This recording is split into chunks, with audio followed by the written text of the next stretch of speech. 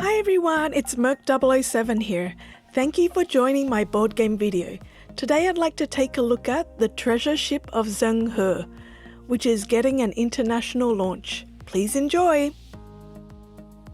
The treasure ship of Zheng He is a 1 to 5 player sea exploration strategy game designed by Hisashi Hayashi and published by Harvest Valley.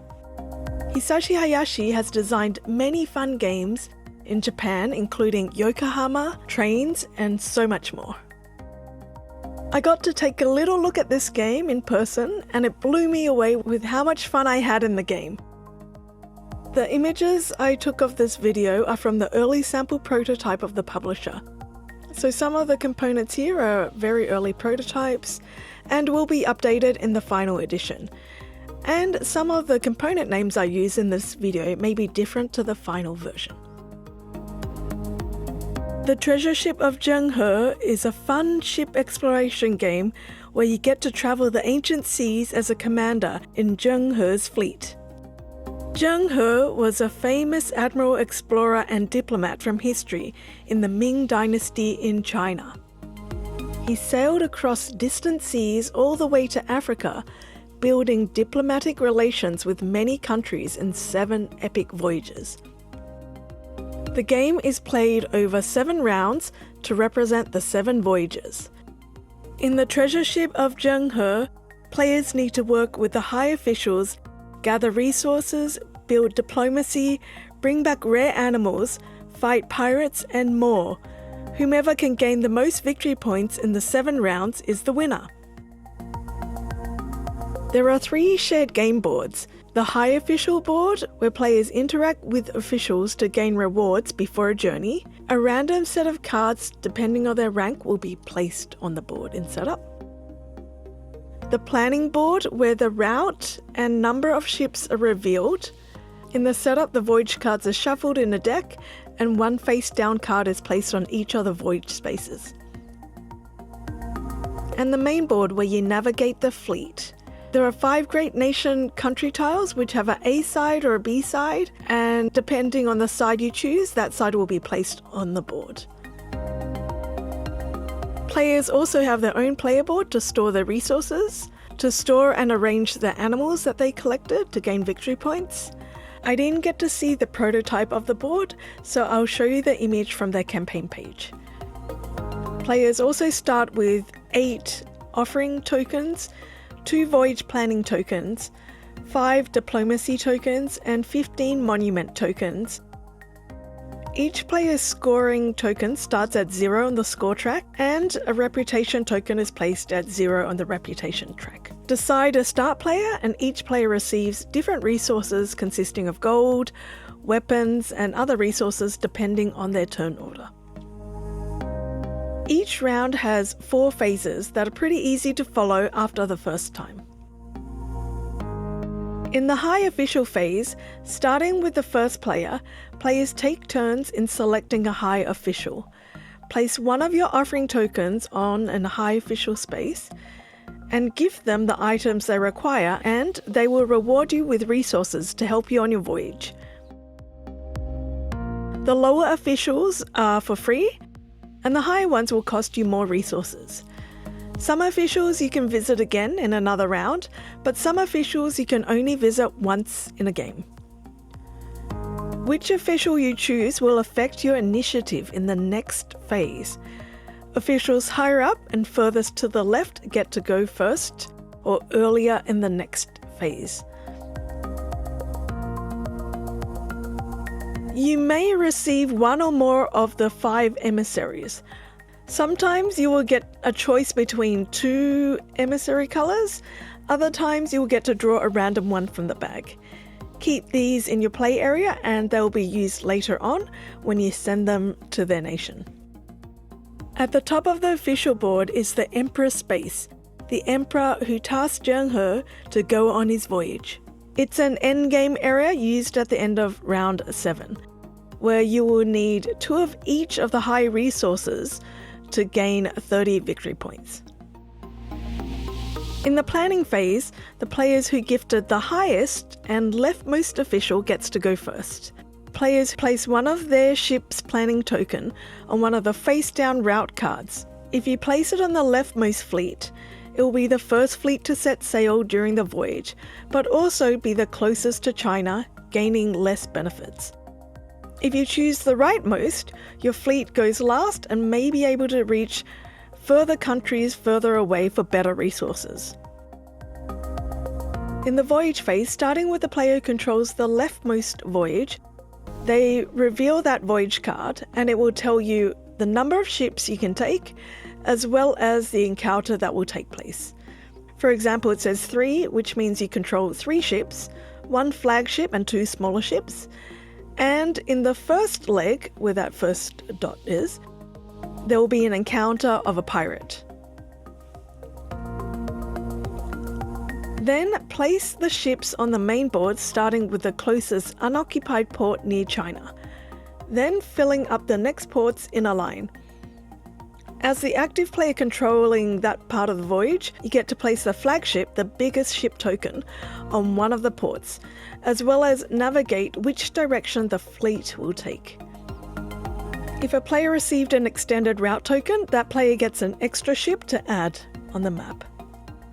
Also, place the encounter token on the port indicated by the planning card.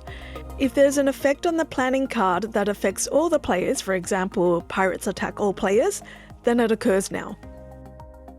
Starting with the player who placed the flagship, they perform the action at the flagship's port, and all other players then get to perform an action on one of the spaces that is not the flagship space.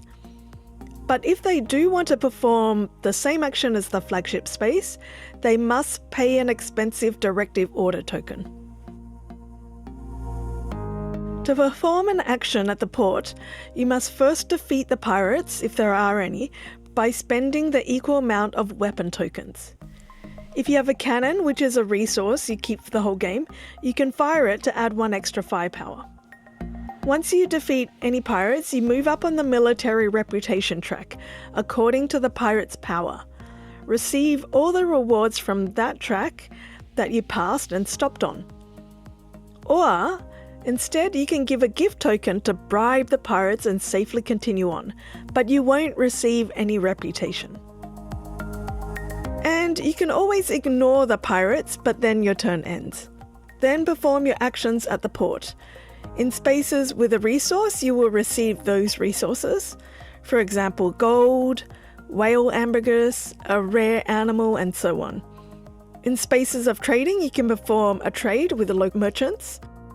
In the Great Nation space, you can pay 1 emissary, or 2 to achieve the highest level, or pay gifts to raise your diplomacy level by 1. And as a thank you, you will receive all the rewards in the leftmost column of the rank and the reward below it.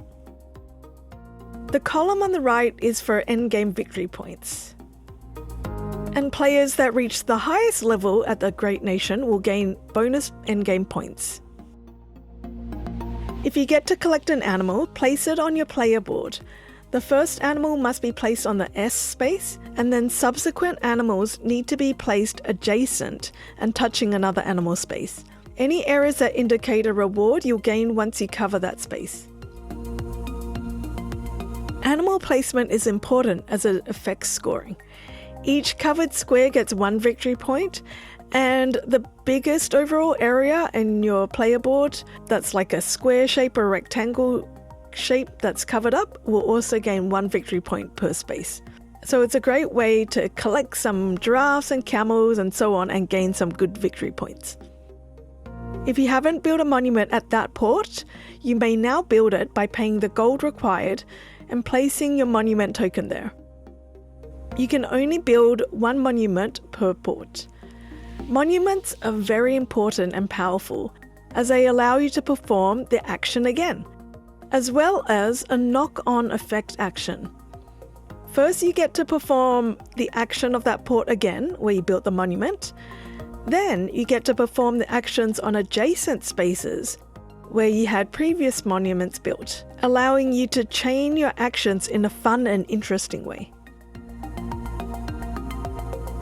And if you have a dispatch ship, you can now use it. You can perform the action on any port where one of your current voyage ships are on, not the one that you currently used an action on, or even one of their adjacent ports. Once each player has finished their actions for that voyage, the next voyage card is revealed by the next player, and they are the next flagship captain, and they continue to extend the voyage further out on the main board. And once again, each player starting with the flagship captain gets to perform their actions. After all the voyage cards and the voyages on the main board are complete, then it just goes into a preparation phase. Shift all the player tokens on the high official board to the right, return all ships back to the planning board, remove the revealed voyage cards, and a new additional voyage card is shuffled into the deck, and those cards are placed face down on the planning board according to the round.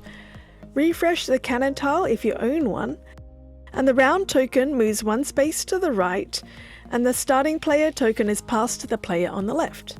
If during this preparation phase this was the end of the 7th round, proceed to the end of the game. At this stage, players get to do the high official phase one more time, usually trying to aim to get the Emperor's space, because that gives you 30 victory points.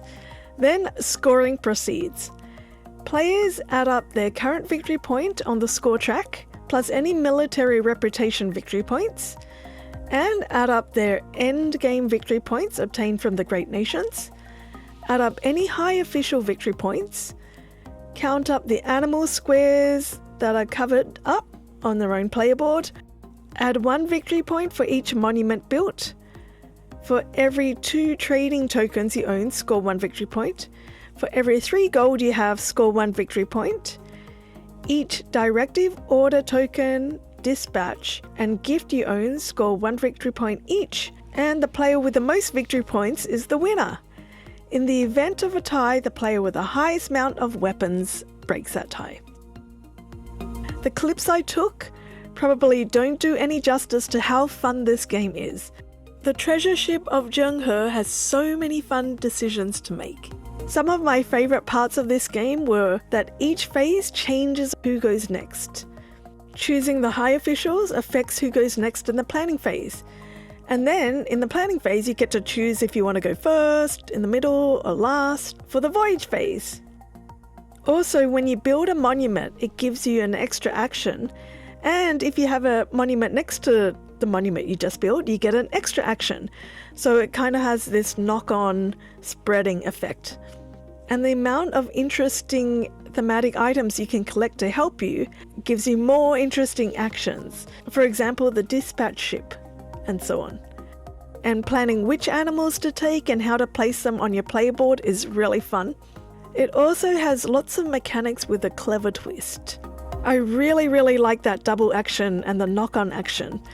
I'm not sure what it was called, but it was really fun. As well as drawing random emissaries or being given the choice of either one or the other emissary.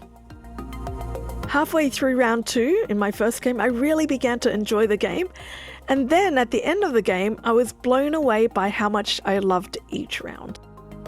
The treasure ship of Zheng He is actually now standing at my #1 favourite game I've played in the past 12 months, and I haven't stopped thinking about it since. I want to say, like, if I had to take a game on a treasure island, it would be this one. Although this video is based on an early sample prototype, I hope it's given you a good insight into this game.